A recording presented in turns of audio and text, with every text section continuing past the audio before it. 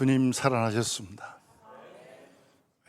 우리가 눈으로 보지 못했지만 하나님 말씀에 기록되어 있으니까 그 말씀대로 살아나신 줄 믿습니다. 2000년 전 살아나신 주님은 오늘 이 시간 이 자리에 우리와 함께 하신 줄 믿습니다. 함께 하신 줄 믿습니다. 잊지 마시고 함께 하시는 주님을 너무 이상하게 대하지 마세요. 처음 본 아저씨처럼 그러지 마시고 늘 동행하시는데 그걸 잊고 우리가 혼자서 그러면 안 되잖아요. 동행하시고 살아계신 주님이 함께 하신 줄 믿습니다. 그게 부활 신앙인 줄 믿습니다.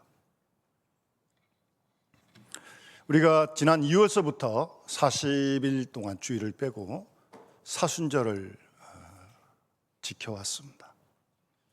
기도하고 구제하고 또 금식하고 절제하면서 말씀을 묵상하면서 오늘까지 달려왔습니다.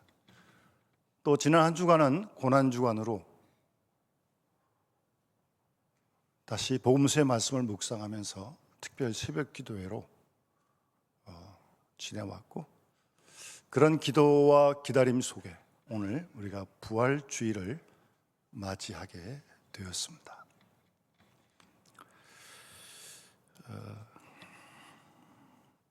매년 맞는 부활절이지만 올해는 제 생각 속에 이런 생각이 좀 들었어요. 여러분, 성경을 읽어보게 되면 우리가 보지 못했지만 성경에 기록된 내용을 토대로 하면 예수님께서 정말 놀라운 일을 많이 행하셨습니다. 우리가 보지 못했지만 성경을 통해서 믿습니다. 요한복음 2장에서 물이 포도주로 만들기도 하셨고, 요한복음 6장에서는 보리떡 5개와 물고기 2마리로 남자만 5,000명을 먹이시는 그런 놀라운 표적을, 이적을 행하셨습니다. 여러분 믿습니까? 보지 못했지만 성경에 기록됐으니까 믿는 거죠. 그뿐 아니라 예수님이 동정녀 마리아에게서 탄생했다, 성령으로 잉태됐다. 사실 그런 내용들은 요즘처럼 이 첨단 과학 시대에는 받아들이기가 쉽지 않습니다. 그게 다 안 믿는 거죠. 무슨 소리냐 그게. 어떻게 처녀가 잉태를 하냐? 그것도 거부스러운데 예수가 십자가에 죽었다가 사흘 만에 살아나셨다. 이거는 납득도 안 되고 이해도 안 되고 계산도 안 되고 그런 내용 아닙니까? 그러나 우리는 믿습니다. 여러분 믿습니까? 흔들리지 마셔야 돼. 자꾸 묻는다고 특히 아멘의 그 믿음의 확신이 자꾸 떨어지면 안 돼요. 계속 믿음으로 고백할 수 있어야 합니다. 1 더하기 1은 2다. 그건 믿을 필요가 없어요. 그냥 사실이니까. 그런 건 믿는다고 그러지 않어요. 그냥 아는 거죠. 1 더하기 1은 2가 되는 건. 그러나 이 부활 사건이라고 하는 것은 우리의 이성으로, 생각으로 받아들일 수 있는 그런 일은 절대 아닙니다. 그래서 믿는 거예요. 그래서 믿음이 필요한 거예요. 믿지 못하면 전혀 받아들일 수가 없는 거죠. 부활을 믿는다. 예수 그리스도의 부활을 믿는다. 우리의 죄사함을 믿는다. 그리고 부활하신 예수를 믿는 우리들도 부활할 줄로 믿는다. 여러분 믿습니까? 좀 전보다는 좀 작아지는 것 같은데? 예수님의 부활을 믿는데 내가 부활할 거 못 믿어요? 나를 믿는 자는 죽어도 살겠고 무릇 살아서 나를 믿는 자는 영원히 죽지 않겠다고 예수님이 말씀하셨잖아요. 그리고 주님이 다시 오신 그날 우리가 호련히 변화될 것이라고 성경이 기록되어 있는 거 아니겠어요? 그걸 믿는 거 아닙니까? 그걸 믿는 거. 우리도 부활할 줄로 믿는 겁니다, 여러분. 이런 부활의 믿음, 부활의 신앙을 갖는다면 딴 거 다 놔두고 죽음을 두려워하지 않는 겁니다. 죽음을 더 이상 두려워하지 않는 거예요. 한 번은 우리가 다 죽는 거 아니겠습니까? 이 땅에 태어난 모든 피조물은 다 유한한 인생을 사는 거예요. 사람만 아니라 모든 이 만물 다 마찬가지입니다. 생명 있는 것은 한계가 있고 끝이 있는 거예요. 우리도 마찬가지입니다. 한 번 언제인지 모르지만 주께 우리를 부르실 거 아니겠어요? 이 땅을 다 떠나실 거 아니겠어요? 안 떠나실 거예요, 여러분? 여러분 기억하지 못하는지 모르겠지만 다 떠납니다. 언제 부르실지는 잘 모르겠지만 한 번 생을 떠나는 건 어느 누구도 부인할 수 없는 진리입니다. 진리. 그런데 그리스도의 부활을 믿고 부활하실 줄을 믿는 우리도 주님이 다시 오실 때 부활할 줄 믿는다면 우리 모두가 한 번 맞이할 이 죽음에 대해서 두려움 없이 맞을 수 있다는 사실입니다. 그게 믿음의 비밀이고 믿음의 능력입니다, 여러분. 우리 그런 믿음으로 무장하고 그런 믿음에 굳게 서서 흔들리지 않고 어떤 일이 있어도, 그리고 주께서 부르시는 그 죽음도, 이 세상을 떠나는 일도 하나님 나라의 소망 가운데 주님 다시 오실 때 부활할 줄로 믿고 그 부르심을, 죽음을 맞이할 수 있는 그런 은혜가 우리 모두에게 함께 하시길 바랍니다. 그런 신앙을 잘 준비하시길 바라요. 너무 여러분 하신 일 다 열심히 하느라고 다 잊어버리고 그러지 마시고 열심히 다 하세요. 맡겨진 하실 일 다 열심히 하세요. 병 나지 않을 만큼만. 그리고 이거 준비하셔야 돼요, 여러분. 이게 갑자기 될 것 같습니까? 당일치기에서 될 것 같아요? 그때 가봐야 알겠지만 그렇게 되지 않습니다. 미리 잘 준비하세요. 그래서 어디서 어떻게 주님을 부르실지 모르겠지만 그 부르심을 두려움 없이 정말 기쁨으로 한 걸음 더 나가서 찬송하며 맞이할 수 있는 그런 부활 신앙, 부활 믿음의 주인공들이 다 될 수 있기를 주 이름으로 축원합니다. 인도의 썬다싱이라고 하는 분, 여러분 다 이름 들어보실 거예요. 이분이 한번 영국을 방문한 적이 있습니다. 그런데 어떤 영국의 대학 교수가 이런 질문을 썬다싱에게 했어요. 당신은 당신이 오랫동안 믿어온 힌두교를 버리고, 인도는 대다수가 힌두교인들입니다. 불교 아니고요. 힌두교 교인들입니다. 어떻게 그걸 버리고 그리스도인이 되었냐라고 그 이유를 물었습니다. 그때 썬다싱은 이렇게 간단히 대답을 했습니다. 내가 힌두교를 버리고 그리스도인이 된 것은 부활하신 예수님이 지금도 살아계시기 때문입니다. 딱 그렇게 한마디로 대답을 했다고 합니다. 부활하신 주님이 살아계시기 때문에 내가 힌두교를 버리고 예수를 믿게 되었다.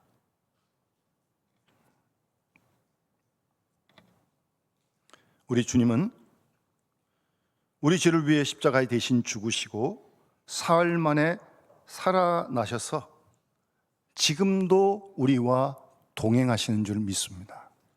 성경에 제 아들을 찾아가셨듯 우리를 찾아오시고 우리와 동행하시고 제 아들에게 말씀하셨듯 우리에게 지금도 말씀하시는 줄 믿습니다.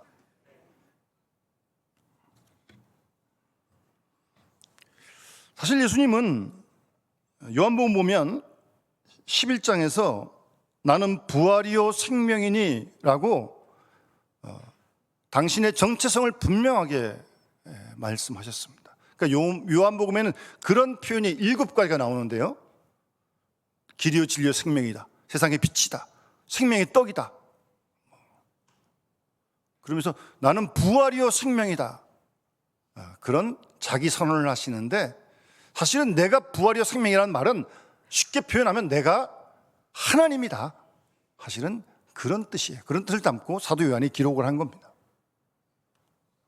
그렇게 말씀하신 대로 당신이 하나님 되심을 증거하신 사건이 부활 사건입니다. 그래서 복음 전도자인 R.A. 토레이는 예수 그리스도의 부활을 가리켜서 기독교가 증거하는 것들의 모든 것을 굳게 지켜주는 견고한 요새다, 그런 표현을 썼습니다. 그만큼 예수 그리스도의 부활, 그 부활을 믿는 우리의 부활 신앙이 우리 신앙생활에 아주 기초고 중요하다는 거죠.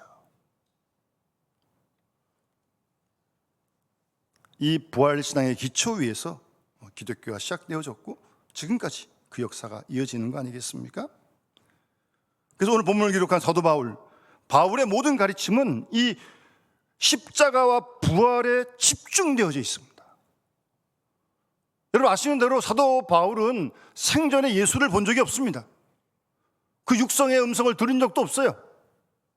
우리가 있는 성경의 복음서의 기록들을 한 번도 들은 적 없어요. 다만 다메섹 도성으로 예수 믿는 사람들을 체포하러 가다가 부활하신 예수를 만난 거예요. 내가 나를 어떻게 핍박하느냐. 거기서 사울이 회심을 하고 바울이 되는 것입니다. 그래서 바울의 신앙은, 그 바울의 모든 이 서신들은 그 뿌리에 십자가와 부활에 철저하게 뿌리를 두고 있는 겁니다. 오늘 고린도 15장도 부활장도 마찬가지고요.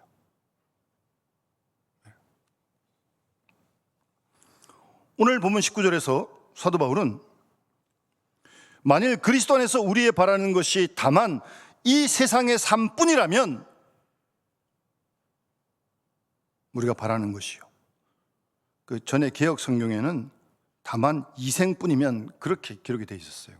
그래서 제가 제목은 좀 짧게 하려고 이렇게 좀 그 개역 성경의 번역을 인용했는데, 우리가 바라는 게 이 살고 있는 이 세상 이것뿐이라면, 이게 다 끝이라면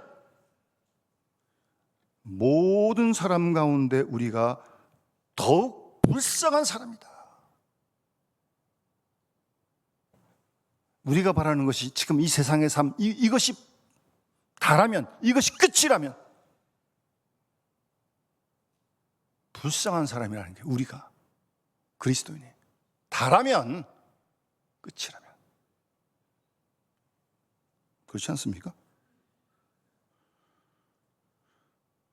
우리의 소망이 이 세상에 있는 것 거기에 불과하다면 우리의 삶 자체가 허무한 것이죠. 정말 허무하죠. 뭐 이런 피조물이나 우리나 다른 게 뭐가 있어요? 기간만 조금 다를 뿐인데, 이 세상에 그것이 다라면요,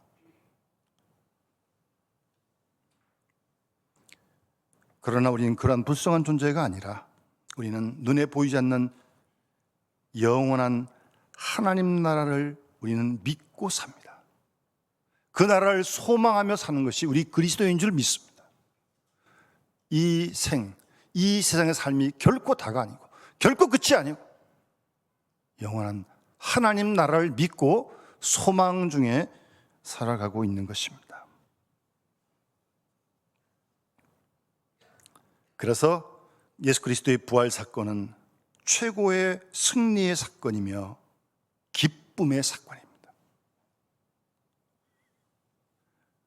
사망 권세를 이기시고 부활하신 우리 주님의 놀라우신 그 은혜와 평강이 이 시간도 우리 모두에게 넘칠 수 있기를 바랍니다. 본문 12절 말씀에 그리스도께서 죽은 자 가운데서 다시 살아나셨다 전파되었거늘 너희 중에 어떤 이들은 어찌하여 죽은 자 가운데 부활이 없다고 하느냐. 고린도 교인들에게 그런 사람이 있었던 거예요. 이 본문에서 다시 살아나셨다는 헬라어의 단어는요, 시제를 보면 완료 시제예요. 완료 시제. 헬라어는 그 단어 속에 그 시제가 표현되는데요, 그러니까 무슨 말입니까? 그리스도의 부활이 역사적으로 이미 성취된 사건이라는 거죠. 그리고 수동형이에요.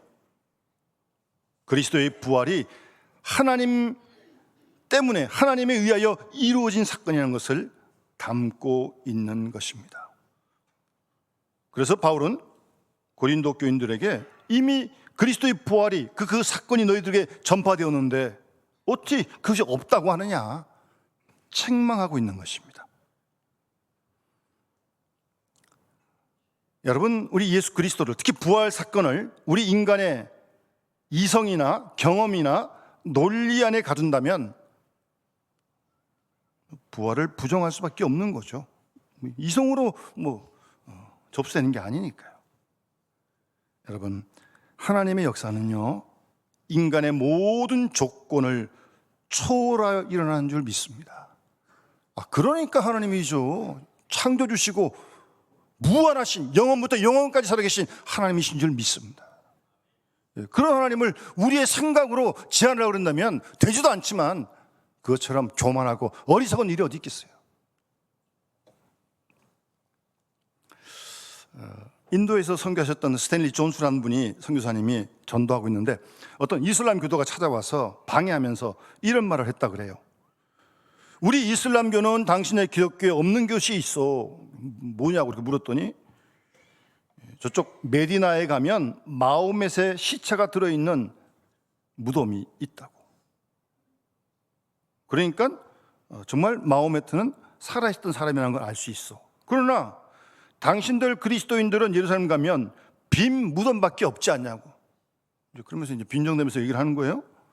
그러자 존스 선교사님이 이렇게 미소를 띠며 대답했다고 합니다. 그렇습니다. 당신 말이 맞습니다. 사실입니다. 빈 무덤밖에 없습니다.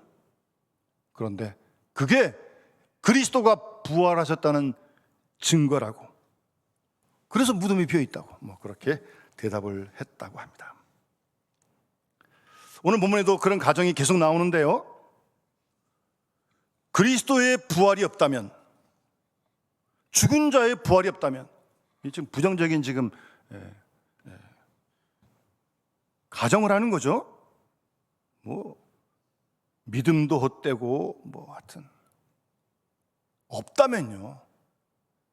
죽은 자의 부활이 없다면, 한번 우리 정말 부활이 없다면 아마 이런 비극이 일어날 거예요. 일어나는 거죠. 첫 번째는 이 성경에 있는 모든 복음의 가르침이 다 거짓이죠. 부활이 없다면, 이 부활하신 사건 이후에 이루어진 기록들이 성경에 이렇게 많은데, 그리고 그 복음을 전했던 사람들은 뭐예요? 다 거짓말쟁이 아니에요? 없다면, 그리스도의 부활이 없다, 죽은 자가 다시 사는 게 없다면 거짓말쟁이죠. 그걸 전파했으니까. 그리고 살아있는 모든 그리스도인들은 여전히 죄 가운데 있는 거예요. 부활하지 않으셨다면, 우리는 예수를 믿고 믿음으로 의 땀을 얻어서 죄에 대하여 죽고 하나님께 대하여 산 줄로 믿습니다. 죄에 대하여 죽은 자예요? 죄가 와서 여러분을 유혹한다고 흔들리지 마세요. 이미 죽은 사람이 죄에 흔들리면 되겠어요? 죄에 대하여 죽고 하나님께 대하여 살아있다고요. 하나님께 대하여 반응해야 된다고요. 거꾸로 죄에 대해 살아있고 하나님께 죽어 있으면 큰일 나는 거죠, 이거는. 그러니까 부활이 없다면 우린 여전히 그런 죄 가운데 있을 거라는, 본문에도 그 말씀하고 있는 거 아니에요, 바울이? 그리고 믿은 사람들, 죽은 사람들 다 지옥 가는 거고. 만약 부활이 없었다면 예수님의 시신이 어떤 중동 지방에 지금 무덤에서 썩고 있었겠죠. 그리고 이렇게 예배 드린다? 있을 수도 없는 일이고, 부활이 없다면 이런 예배가 무슨 의미가 있겠어요? 웃음거리가 되고 마는 거죠. 뿐만 아니라 주를 위해 고난당하는 거, 한마디로 미친 일이죠. 미친 일이죠. 왜 고난을 당합니까? 부활이 없는 그리스도를 위해서 말입니다. 어리석은 일이죠. 그럼 어떻게 되겠어요? 내일 죽을 것이니까 먹고 마시고 될 대로 되라, 그러면서 태폐적인 삶을 살아가는 거 아니겠어요? 부활이 없다면요. 그리스도의 부활을 부정하는 일들은 지금만 있는 게 아닙니다. 기독교 2000년 역사에 무수히 많았습니다. 심지어는 예수가 기절했다, 죽은 게 아니고 기절했다가 깨어나니까 살아났다, 부활했다, 그런 거다, 그런 얘기도 있고, 시체가 없다 그러니까 누가 훔쳐갔다, 그런 얘기도 있었고, 또 어떤 이단은 예수가 가현, 거짓으로 나타난 것이다, 라고 얘기하는 이단도 있었습니다. 수많은 이유로 그리스도의 부활을 부정했던 이야기들이죠. 오늘 본문 이어지는 13절 이하 15절 말씀에 계속 바울은 강조하고 있는 겁니다. 부활이 없다면 그리스도 살아지 못할 것이고, 다시 살지 못했으면 우리가 전파하는 거 헛것이고, 믿음도 헛것이고, 거짓 증언으로 발견될 것이고, 없다면요. 거꾸로 그리스도의 부활이 확실하다는 것을 보여주는 몇 가지 성경의 기록들이 있는 거죠. 이미 십자가 지기 전에 하신 말씀도 있고요, 주님의 무덤이 비어 있었고요, 그리고 입으셨던 수의가 잘 개켜져 있는 것도 성경에 기록되어 있고, 뿐만 아니라 부활하신 주님이 두려웠던 제자들을 찾아가신 기록들이 성경에 지금 이어지고 있잖아요. 그리고 그 부활하신 예수를 만난 제자들이 변화되어지고요. 이런 것들이 다 예수 그리스도의 부활을 증거하는 증거가 아니겠습니까? 우리가 이렇게 부활주일에 모여서 예배를 드리고 있는 거, 이게 주님이 살아나신 증거 아니겠어요? 그러니까 여기 지금 예배 드리고 있는 거 아니겠어요? 그런데 정말 그런 예수 그리스도의 부활을 믿는 그 자체가 하나님의 은혜죠. 하나님의 은혜입니다. 은혜로 부활이 믿어지고 나도 부활할 줄로 믿게 되는 거죠. 그래서 하나님께 찬양을 드리고, 하나님께 감사를 드리고, 영광을 드리고, 주를 위해서 힘써 봉사하고 섬기는 거 아니겠습니까? 그리스도를 증거하는 거예요. 장로님 말씀하신 대로 그리스도의 증인으로 살아가는 그런 부활의 증인의 삶을 살아가는 것입니다. 여러분이 잘 알고 있는 독일의 나치 암살 계획에 참여했다가 순교하신 보네폰 목사님께서 39세 1945년 4월 8일 주일에 처형이 되셨어요.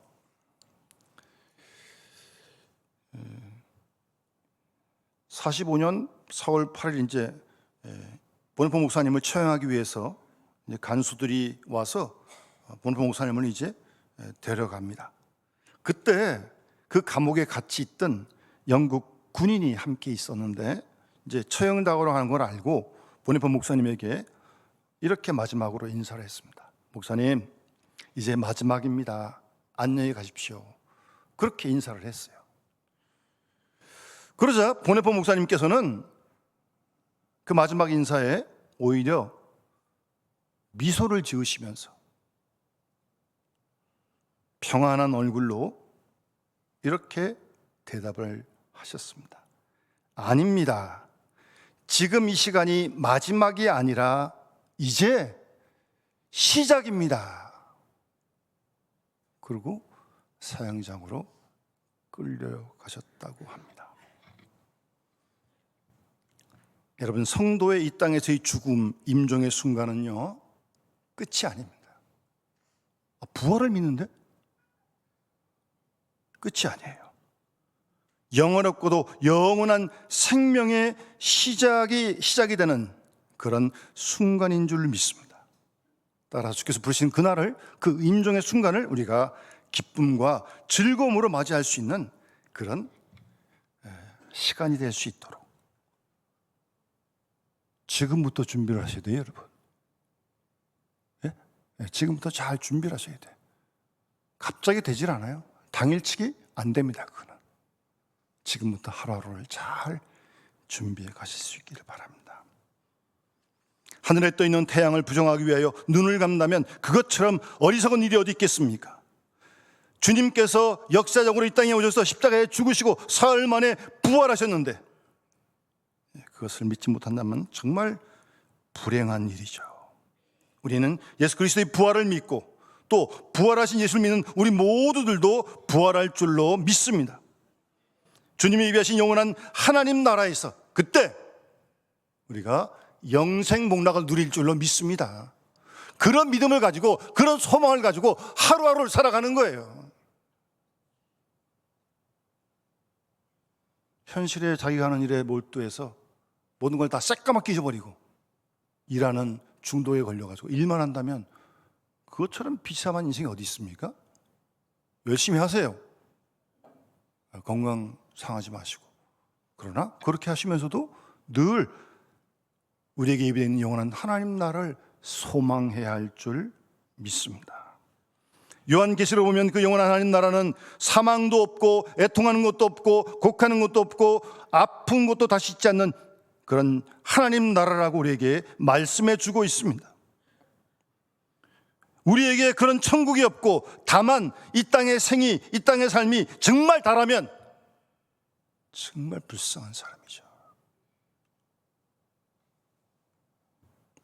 그러나 우리는 하나님 말씀을 믿고 우리에게 예비된 영원한 하나님 나라를 지금도 소망하면서 부활할 것을 믿고 이 땅의 삶, 죽음의 삶을 두려워하지 않고 우리에게 맡겨진 일들을 하루하루 힘써 감당하면서 초대교회에서 우리 부활한 예수를 만나서 부활의 증인으로 살아갔던 것처럼 우리의 삶 속에서 그리스도를 증거하며 살아가는 우리와 온 교회가 다 될 수 있기를 주의 이름으로 축원합니다. 우리 찬송가 164장 함께 찬양 드리면서 봉헌하도록 하겠습니다.